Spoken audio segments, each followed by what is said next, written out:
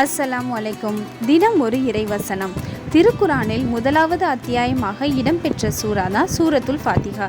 இந்த சூரத்துல் ஃபாத்திஹாவை பற்றி நமது நபிகள் நாயகம் ஸல்லல்லாஹு அலைஹி வஸல்லம் அவர்கள் என்ன சொல்லியிருக்காங்கன்னா, திருக்குரானின் அன்னை தோற்றுவாய் திரும்ப திரும்ப ஓதப்படும் 7 வசனங்கள் என்றும் கூறினார்கள்.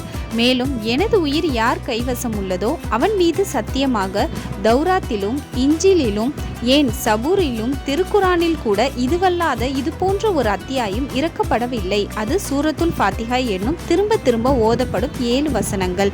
இதுவே எனக்கு கொடுக்கப்பட்ட மகத்தான குரான் என்றும் கூறினார்கள். மேலும் இந்த சூரத்துல் ஃபாத்திஹாவோட சிறப்பு பற்றி பல்வேறு ஹதீஸ்களில் நம்மளால் பார்க்க முடியுது.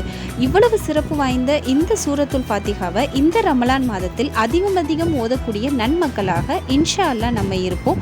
அது வரைக்கும் உங்களுடைய துவாக்கள்ல எங்களையும் இணைச்சிக்கோங்க.